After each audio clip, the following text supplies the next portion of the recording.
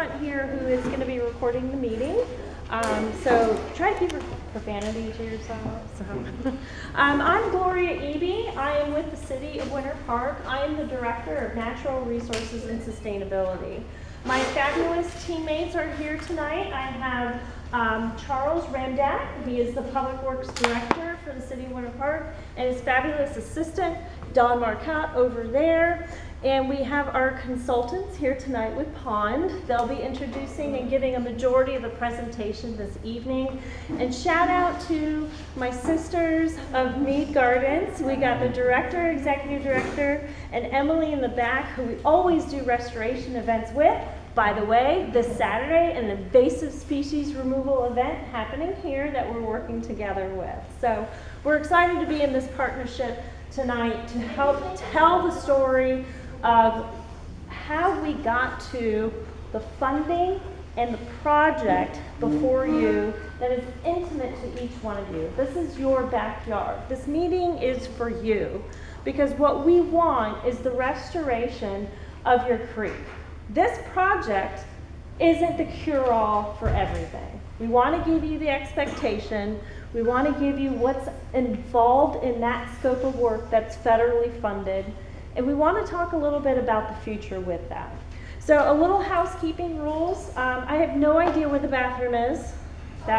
Okay. Oh, wait. That way. Yes. The presentation is expected to take about half an hour. It is open for questions. We want your feedback. This is your time. And then afterwards, break off so we could talk specifically about your location and anything intimate that you may have. Some of you have a seawall. Some of you do not. Some of you have an eroding bank. Some of you do not. So we want to address all the differences that's occurring in this unique and beautiful system. The other housekeeping item I have is there's a sign-in sheet that's died right there that we do want circulated around. Right now I have only an intimate amount of folks who's on the email list that I send out every so often that has critical up-to-date information. So if you want to know status, we're coming in, the plants are coming, whatever it is, try and be legible with your email so I can send you that direct information. And as always, my picture.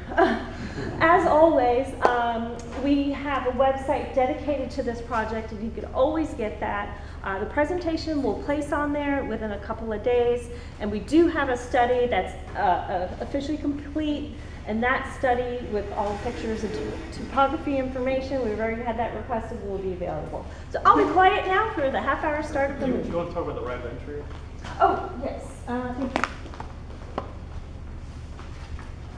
A critical component when we do restoration work, especially with dealing with permitting agencies, they like to have a surety that you are in partnership with the project because we're working intimately in personal property, if you will. Some of the seawalls that have dilapidated is personal property that we have access to funds to restore. So what I have here, if work is within your area, I highly encourage you sign tonight. This is simply saying you're selling your house to me. That's it. Just don't worry about it. Are you assuming the more dollars? I'm kidding. All this is saying we have a right to entry for the project. So when we, under your terms, we come in and we are slated to do the work, we have the right to be there to perform those works, and you acknowledge that for your property. That's it. It's an access only, and the permitting agencies will want to see this as support for doing the project. That's a hurdle. Have to see it. Have to see it. We have to submit it. Yes. Thank you, Chris. Letting Yeah. them know that. If we don't have these, it's going to be a no-go. So we will need to accumulate signatures for all the riparian owners of this project. And quite honestly, something as little as this can back us up and back us up enough till we lose the funding. So let's not let that happen, okay? I will leave these over in this back table. You could take it home, review it, and I will put an email on the back of several copies so you can scan it to me, or call me. I will pick it up from you, whatever you like. So, thank you. Thanks, Gloria. Everybody, thank you for being here this afternoon. We really appreciate everybody's time and involvement with this project, and we look forward to talking about where we're at and where we're going with it. As Gloria mentioned, Chris and I are here from Pond & Company. My name is Alex Dar. I'm a project manager and environmental scientist, and my background is more focused on the stream restoration component of the project. Let Chris introduce himself. Good afternoon, I'm Chris Bakerstrom with Pond & Company. I'm the Water Resources Director at Pond & Company. Back up real quick to the agenda. So like Gloria mentioned, we want this presentation to be pretty brief. Hit the highlights, and then we can kind of break off and look at the boards that we have here tonight. We can talk about specifics to the restoration methods, to the properties in question, and kind of the scope and what we hope to accomplish with the project. But with the presentation, we talk about interviews.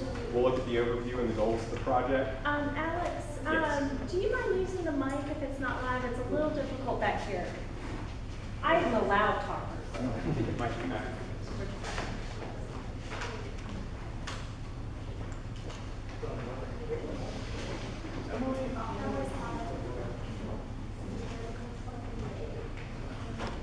All right, that's good. Good. Or if you want to come to the center of the audience here, maybe that might help the people in the back. Okay. Yes, please. So, like I was saying, we want to talk about the overview and the goals of the project, go through our existing conditions, stream assessment, and structures assessment, which is really what's presented on the boards and in the binders that you see out. That's our report. We'll talk about repair prioritization, repair concepts, the different options that we're looking at for the various goals of the project, and then we'll open up to a question and answer. Yes. Okay, there we go.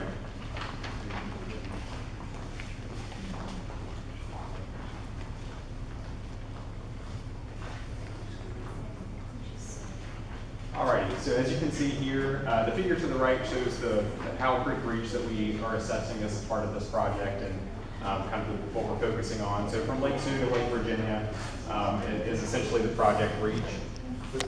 And as many of you may know, this project is being funded by the NRCS through an emergency-related grant associated with Hurricane Ian and other severe storm events. And because of that, the NRCS requires that all the funding associated with this project be focused on these three items that you see here.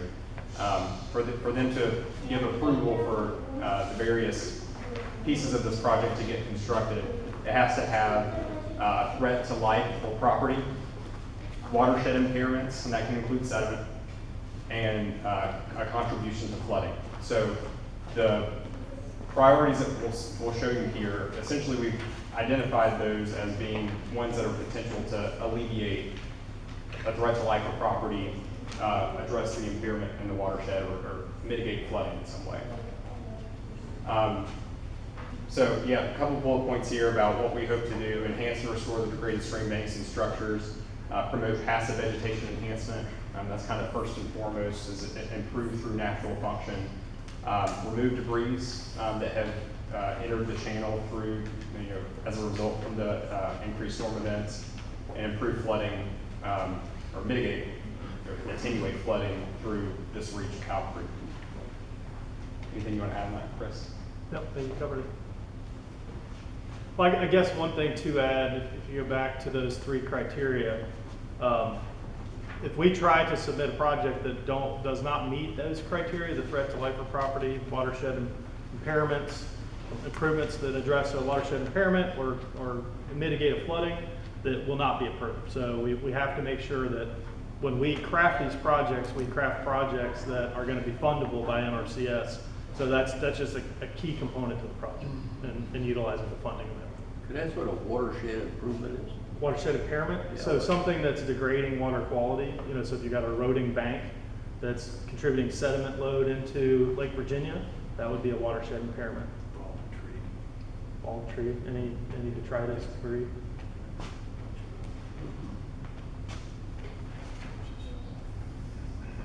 So to give everybody a little bit of a recap of where we're at with the project, so we started with doing a stream and wetland delineation, required survey for us to be able to permit the project. We've done an existing and reference condition stream assessment, so we have essentially walked the entire reach, both looked at an assessment of the banks and each of the structures along the reach, and identified, what's in good condition, what could use improvement, what are the highest priorities. And that's why I was, kind of alluding to a prioritization, which you probably noticed on the boards if you've already taken a look at those. And we'll kind of talk about how that plays into funding, permitting, and whatnot as we move forward.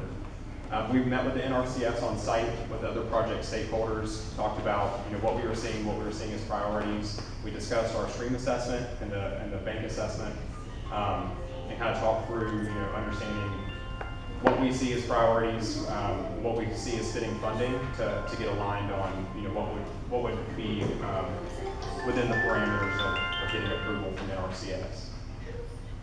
We started permitting coordination with the Army Corps, DEP, and water management districts. We're actively working through drafting permits and getting ready to submit those to get coverage under the associated permits to do this work.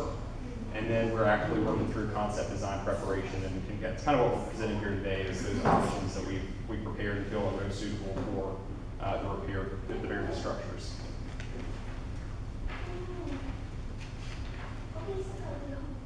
And again, just a little bit of a breakdown of what we did with the stream assessment, stream bank structure assessment, repair. We did two different assessments for the streams, one near bank stress analysis and bank erosion hazard index. Essentially what those are is we look at the existing condition of the bank. It involves looking at characteristics such as bank angle, how much vegetation you have covering the bank, your root depth, so the type of vegetation that's on the bank. If you have undercutting, so your bank is overhanging into the channel. So that the bank erosion hazard index is really focused on the physical condition of the bank. Near bank stress focuses more on the geomorphic situation. So if you have a tight bend in your property where the water is more directed at your bank that could be causing erosion. So that one looks more at the forces in the channel that could be contributing to erosion. And then lastly, we took a look at everything from the detailed level to the high level and prioritized what were the worst conditions, what were the best conditions that we should leave alone, and then took that into consideration for kind of prioritizing what funding should be prioritized first versus subsequent. So here's the bank erosion hazard index map. This is really just an example of what we capture. So the center line is a representation of the center alignment of the channel. And then you have an offset line to the north and to the south on the page. That corresponds to the bank itself. So top is left bank, bottom is right bank as oriented downstream. And then the coloration is associated with the rating. So higher, the magentas, reds, orange, yellows, the warning colors, those are the worst condition. Lower, the greens and the grays are either good condition or non-contributing, meaning it's not contributing erosion or sedimentation in channel downstream. So as you can see, and again, this is specific to the bank. So if you have a structure that's not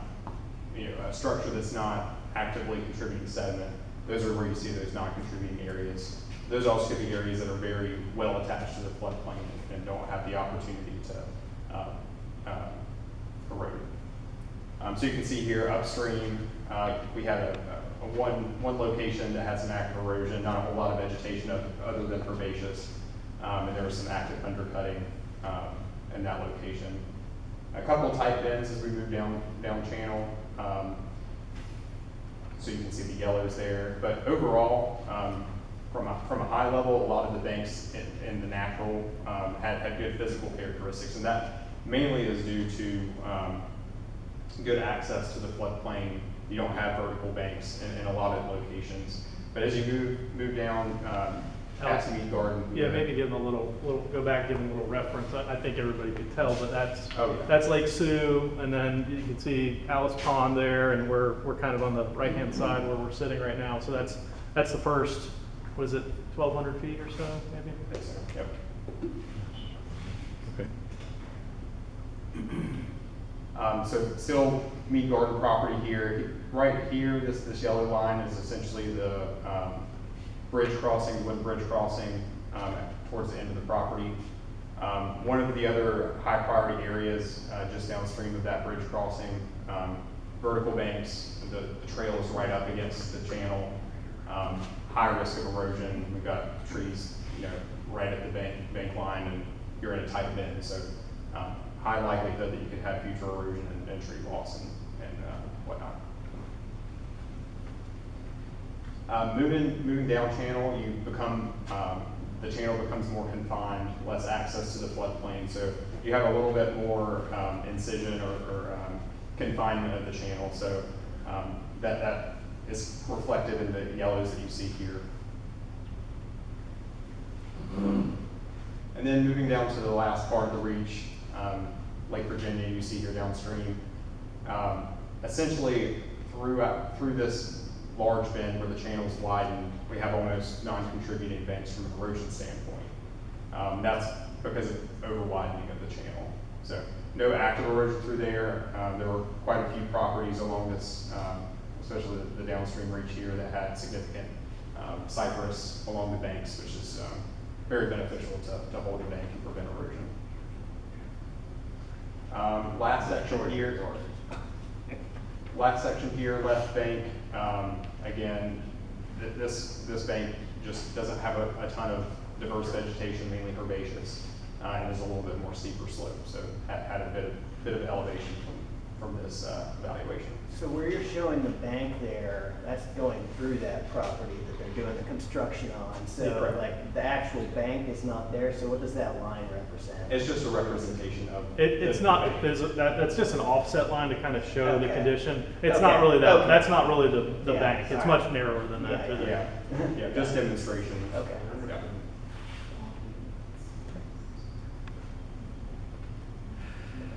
I'm gonna probably just kind of breeze through these, and we'll drill down when we kind of break off and talk at the board. So these next three slides are the boards that are on either side of the room. But I think what I will speak to is the priority. So you can see what we did with both the structures and the banks, and in some cases, was identify the quality or the intensity of degradation by a prioritization. So from 0 to 5, and pretty simple structure. 0 does not need to be looked at all. 5 is the worst case scenario. Should definitely be a priority for funding from that standpoint. So we kind of talked about how there is a particular amount of funds set aside for this project. Correct me if I'm wrong, but I think we're just over the $2 million mark in what NRCS is providing for this reach. Is that correct? The 2 million. The entire project is 3.4 million. 3.4, thank you. So just to give a little bit of a reference to kind of what some of this could cost, and this is one of the more extreme examples, but the retaining wall structure that's back behind this building is one of the priority 5s. That's one that we're actively working with the contractor to get quotes and start moving forward with that. And Chris, do you want to talk about that a little bit and what the quote was? Yeah, so just for that section, it's about a 50-foot replacement of the retaining wall using a concrete block revetment type system. And just that 50-foot section is a $300,000 project. So just to give you kind of a scale of how far the money will go, so some of these more intense projects like this one here, they chew into the funding pretty quickly. So just kind of give you a scale of what we can accomplish with the funding. So 10% of the budget for this project? Just for one 50-foot section right there. On city property. On city property, absolutely. So, That's the way it works.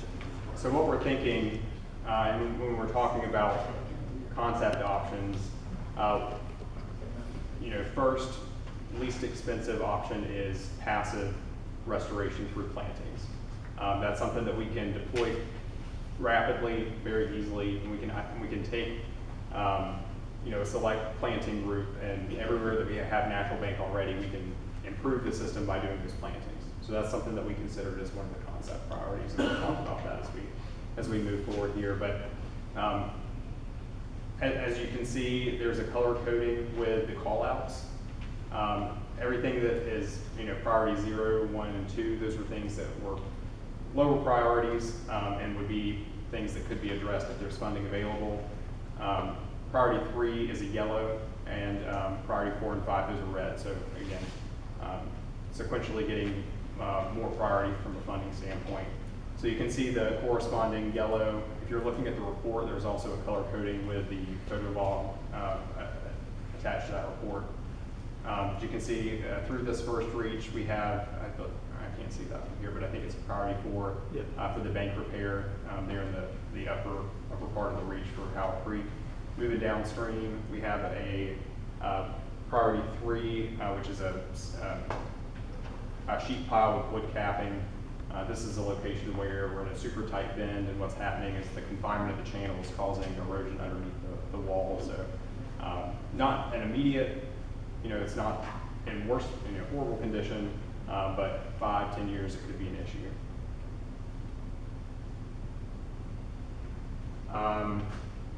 Throughout, you'll notice a couple, and again, legend is important. Talking about these are existing structures, all existing structures.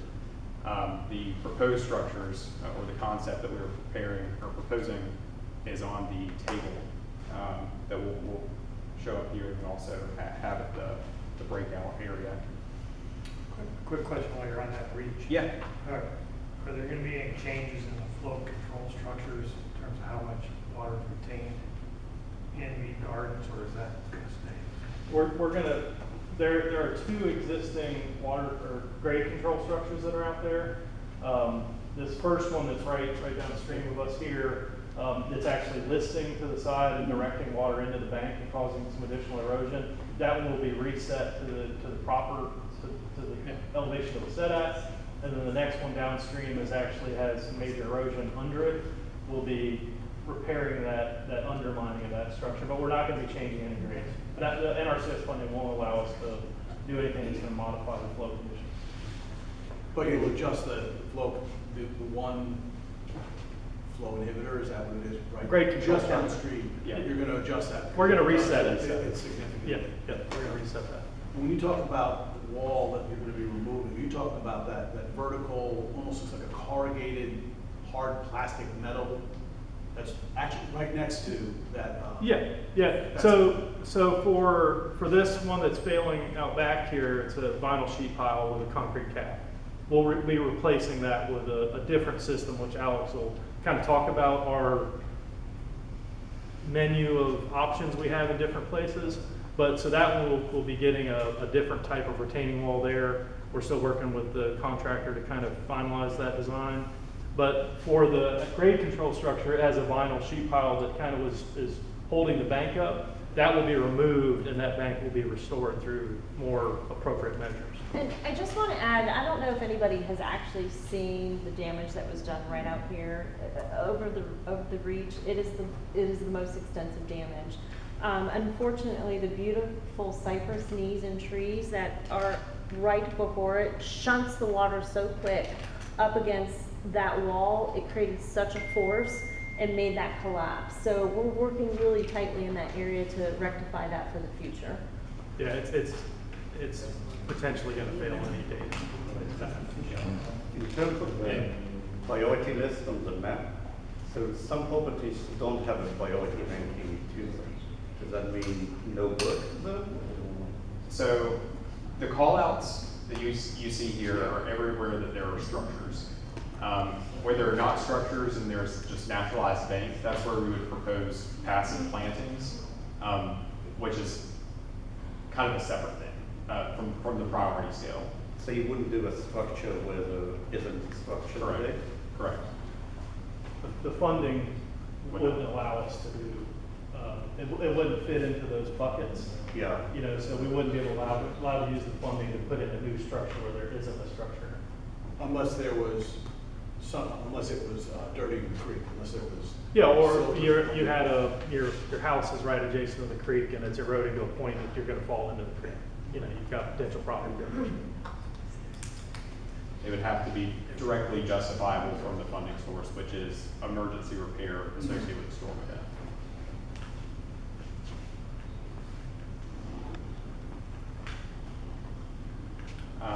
Something I didn't mention is this hatching, this cross hatching that's through a couple of the reaches. One here through the garden area, and then downstream where the channel widens. We show debris removal, debris associated with the storm lading. That could be debris, woody debris, things that have washed down channel because of that storm event. So those are reaches that we have identified as areas that will need some kind of dredging or removal to restore it back to pre-storm condition. Are you shooting for any particular channel depth route? Alex used the no-no term there for a minute. The NRCS funding will not allow us to do any dredging. We can't do, but what we can do is where there is excessive vegetation, like through this reach through here, we can remove the accumulated sediment that's collected there because of the vegetation. So we're not, the funding won't allow us to do any deepening of the channel or dredging, but we can remove accumulated sediment. Accumulated for how long? Yeah. Well, this is I associated asked with that because I've Hurricane lived Ian. there for 40 years, and when I moved there 40 years ago, the muck was a foot deep, and now it's 4 feet deep. Yeah. So are you telling me you can remove 3 feet of it? What's the answer to that question? The answer to that question is this funding is as a result of Hurricane Ian. So the sediment deposition, which is called the debris, is what is eligible for funding. It's not a restoration project to get to the legacy load of that muck layer that you're talking about, but it is a good start to get the debris that has imported from Hurricane Ian. It is specifically event driven. $3.4 million because of Hurricane Ian. Well, please, I know everybody's got a question, but when I moved there, I had a spot about the size of this chair that was in the floodplain, okay? Now, during the last hurricane, I had a 100-foot wide lot with 20 feet of water on it, all the way across the back. So would you conclude that 20 feet of water was caused by this hurricane and you needed to resolve what caused that? Is that what you're telling me?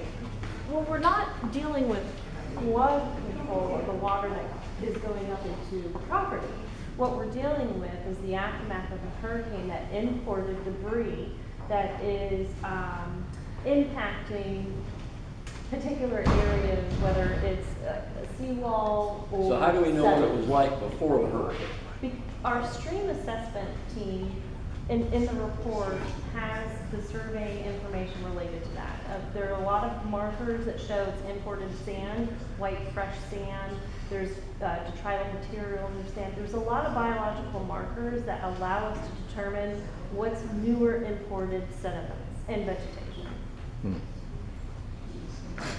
Okay. What I know you want is a complete restoration project right behind your home. Of course. Doesn't everybody want that? I mean, I've only watched 40 I know, years in the I city of heard. Winter Park saying they're gonna fix this mess.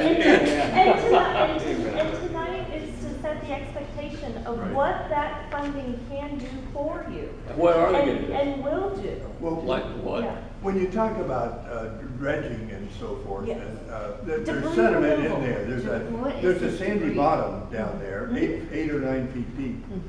And there's just sediment there. I mean, it looks like it's 3 feet deep, but it's just all sediment Yeah. going down Yeah. 5 feet. This is the point where we would encourage, when we break out, we go to the map and we talk about your site-specific area and talk about the debris removal that will be scoped for your area. We have measurements to what depths that's going to occur.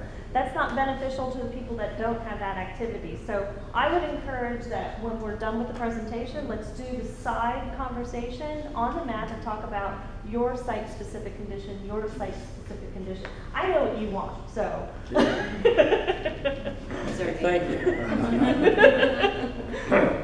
Could you explain it to my wife? I'll try. Keep it asking. Our mic keeps dying, so I think I'm just gonna have to speak up. Maybe you'll stay on for a minute. So this is the table that is printed out with the boards as well. So this goes through all of the, and this table,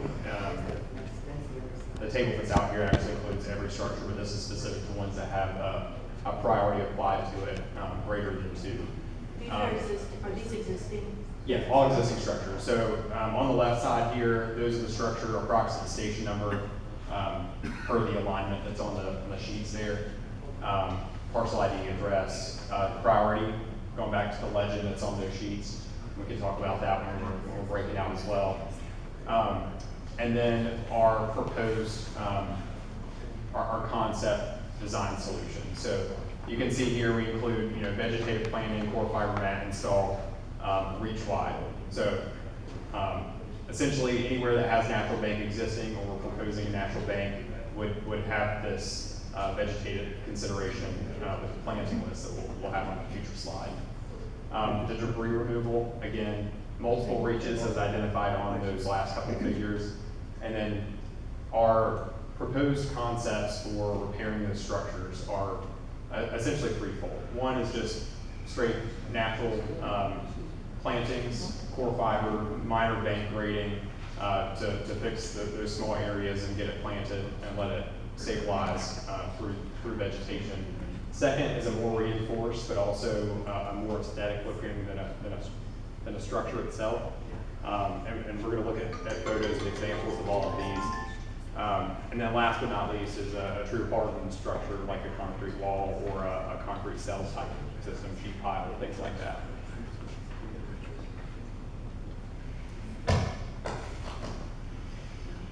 So here's some examples of photos throughout the reach, an example of different priority levels. So this first photo is far upstream near the outlet of Lake Sioux. As you can see here, we have some structure on left bank, or that's right bank. Structure on right bank, vegetation on left bank, no active erosion, structures in good condition. Can we take a bow? What's that? Can we take a bow? It looks great. Moving up priority-wise, structures that we see either some minor damage, drainage not working right behind the wall. I can't tell if this is wooden in here on this one or not, but where you start seeing rotting of those wooden walls, elevating the priority. Worsening of the rotting wood, that's right behind this building as well. I'd like to take a poll real quick, sorry. Sure. The picture on the left, is anybody the property owner here tonight? The picture on the left?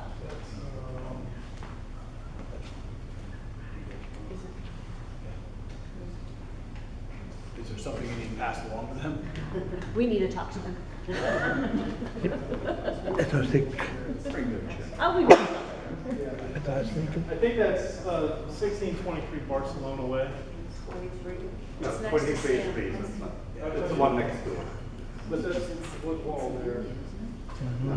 No, it's over here. It's over here. So, you have the number. This one's 20. This one's 26. Yeah. Next door to 1623. I think it's 1667, if I'm not mistaken. I think it's 1615, isn't it? 1650. Yeah. Well, it's John and, John and Lucy. yeah. If you They're know not that, good. can you, I'm gonna go knocking on their door here. Yeah, I The can, next- I can introduce. Thank you, sir. Thank you. All right, so for the vegetative repair, vegetation improvement, this is just a very rough list of plants that we have suggested. I think the main takeaway from this this slide is we want to do multi-trophic stabilization. So have plantings that are going to stay your understory, some midstory, and some species that will become canopy and give you that more reinforced woody structure in your bank to vegetate and to hold it in place. So the eelgrass, like, we had a tremendous amount of eelgrass wiped out when the sediment came down. Is that going to be, you're talking about replanting that?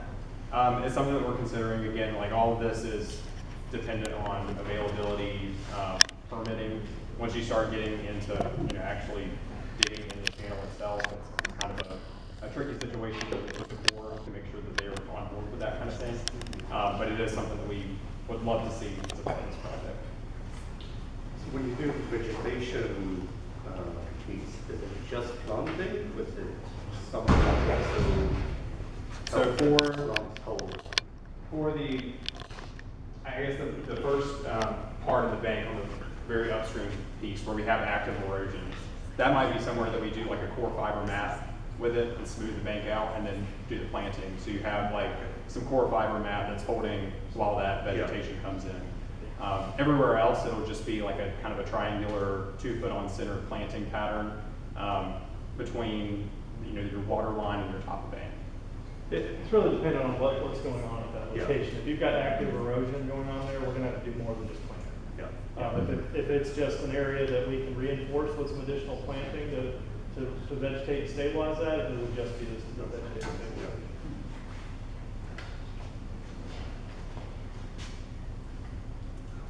Alrighty, so talked about vegetation improvement. This is the next level up. So this is reinforcement with a system of some type that has reinforcement underneath, but will stabilize in a natural fashion. We've got some other slides showing like some details of this, but this is an example of a system called EnviroLock geobags. Not saying that that's necessarily what we would use here, but it is a type of system that is, part of a host of systems, kind of a bioengineered bank stabilization. But the example here is it's essentially a bag that's filled with native soil and sand mixture that's stacked on whatever slope we need to kind of tie into either side of that restoration reach. And it can be elevated in certain ways. So we can add a geotextile of sorts that wraps around it and then anchors back into the bank to stabilize and hold it if it is like a higher velocity area. And then we would do plantings on top of that wall. So kind of to the right, left is kind of, bottom left is install here. And this is that same area, post-construction, probably 6-8 months later, that vegetation coming in. And again, this is only herbaceous. We would do multi-trophic, so you're getting those woody species coming in as well.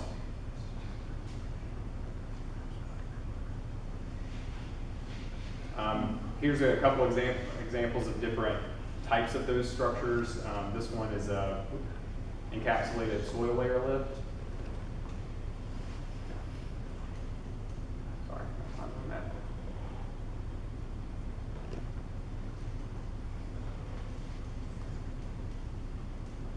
that. So what this is basically taking that core fiber matting that we were talking about, using a wattle or a compost filter sock, familiar with what that is, wrapping it around that and then vegetating the bank. So it allows you to step the slope up and then it'll revegetate with a very natural look.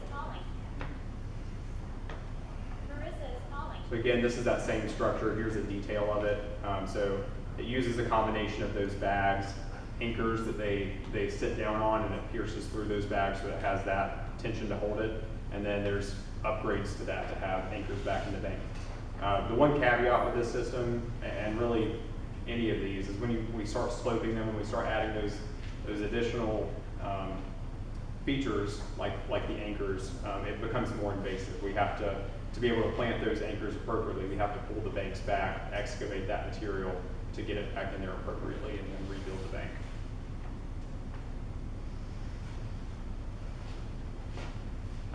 This is the more reinforced option. This is a cell type wall system that's filled with concrete This is the one that Chris was talking about a little bit before as the potential solution for the one back behind this building.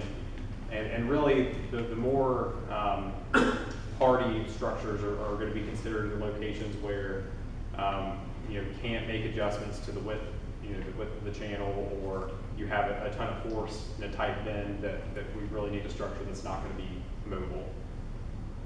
Is that the kind of cement wall you're proposing for right here? Correct.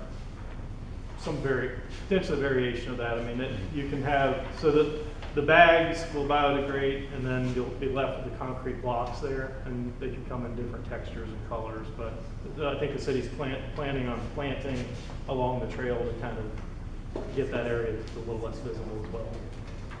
As you can see, they come in different sizes here. This is probably like the 3 foot, 4 foot option. This is smaller.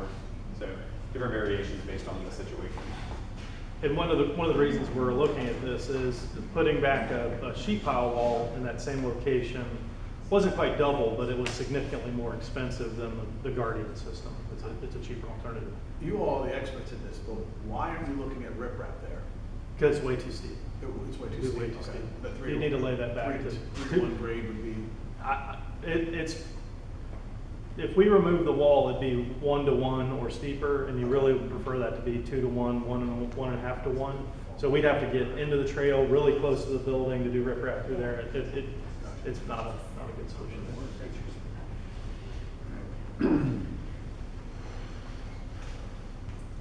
And then the last option is kind of repair in kind with sheet pile or similar. I think when you're thinking about these from vegetation to a natural solution to a natural but enhanced solution to a hardy structure such as this, your cost is elevating at each level.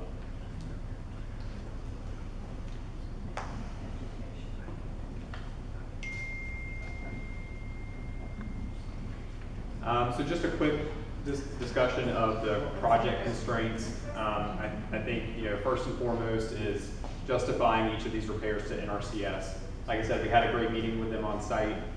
They were very open to the areas that we had identified as priorities, and we talked through how those structures met the three criteria that are required for them to provide approval and pay for the completion of that work. The Army Corps and state permitting. Yes, ma'am. Could you put the microphone actually to your mouth instead of under your arm? It's dead, unfortunately, so it's not working for me. I'm sorry. But I'll try and speak up a little bit more. So the second is permitting. Some of you may be aware of the current events happening with DEP regulating Section 404 of the Clean Water Act versus the Army Corps in the state of Florida. That's a very new development, highly in flux, so we're working closely with our partners to try and push this forward as quickly as we can and as efficiently as we can to get approval for this work. Thirdly, workspace and access to repair these. We're in a tight corridor, highly urbanized. Getting back to these the locations to do this work is going to require cooperation of landowners, of you all to make this happen. Ideally, we would have the ability to just go through the channel, but we're going to have heavy machinery to get back and do this work. Potentially requiring relocation of fences and things like that to make sure that we can do the work safely and good quality. Utility, existing structures, going back to fences, other drainage structures, and then meeting the NRCS timeline to complete the work. So we're working closely with our NRCS partner to talk about timeline, but really the sooner the better that we can get all this pushed through. Expedite permitting keeps that justification of it still being storm related, and then approving funding to do this work is vital. Anything I missed there? Talk about it when we get on timeline, but we are looking to expedite the permitting. We've been working, we have to get two different permits. We have to get a state permit through the Water Management District, and we have to get a federal permit through the Army Corps of Engineers. And we have prepared the applications for those, and we're ready to get those submitted, and we'll talk a little bit about phasing here in a minute, but we're trying to get a permit in front of them so we can meet the project timeline, which we'll talk about here in a minute. Excuse me, what role does St. John's Water Management play in the oversight of all this? Anytime you impact a resource, you're gonna need an environmental resource permit from the district. And that's through St. John's? Correct. They're the state permitting agency. I see. and The Corps is the federal permitting agency. They need 2 permits to do one thing. So here's a very high level schedule that we had put together a couple months ago. So we are here in March, we're having our stakeholder meeting. Our next phase will be for the portions that require more intensive design. While those permits are being reviewed and approved, we'll be working on designs to get those submitted to NRCS for their approval and for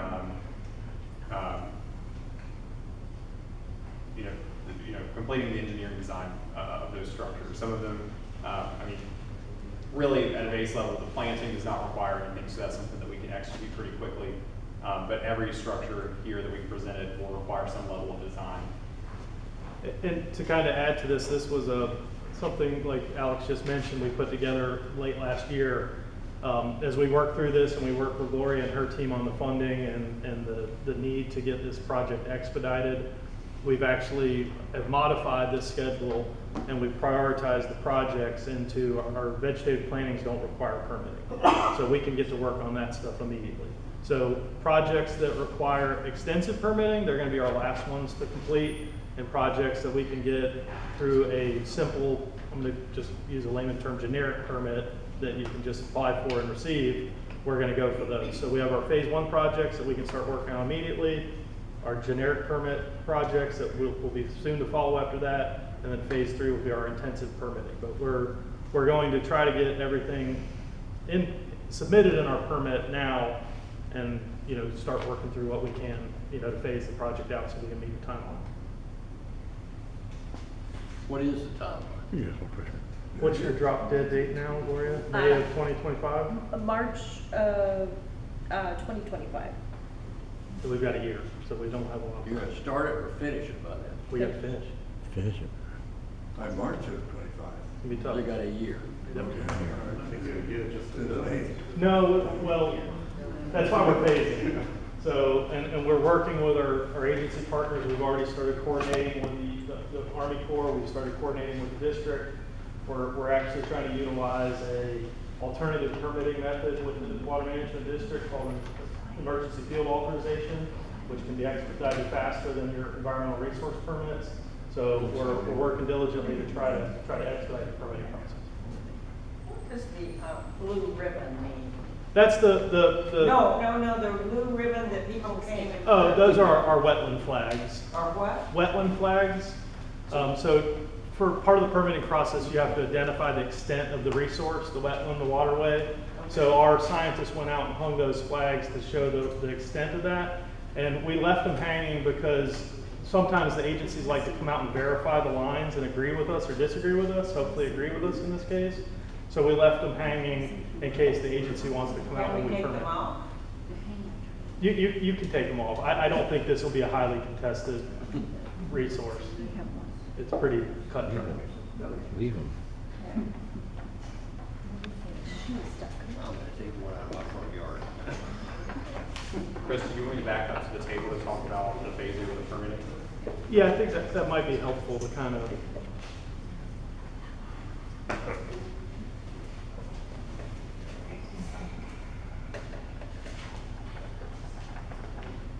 So you can see in this last column, and this also translates to the tables that are here with the boards. But this last column has proposed phase and permitting scenarios. So phase 1, that's our planning. Those are things that we can execute on immediately. As Chris mentioned, no permitting would be required for that. Phase 2, as you can see, most of these items are phase 2. Those are things that are going to require us to do a little bit more intensive design. Those are those, the ones that we can do kind of typical details. We do individualized plans for the bank repairs. And then we call out one phase 3 project, which is the bank just downstream of the bridge crossing in the chart. The proximity to the other features there kind of make that a more complex situation that will require more extensive permitting, more extensive design for us to prepare that and move forward.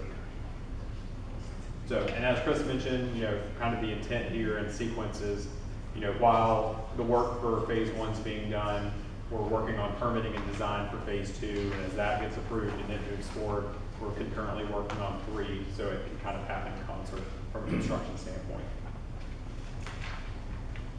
All right, and with that, that's the presentation. So I'm happy to open it up to questions for the group, and I'll give a couple minutes for that Yeah. and split off. I think what we'll do is Alex can man those boards. People that want to come over there and talk to Alex, or I'll man these boards. And if you want to come talk about your project, we'll take some notes and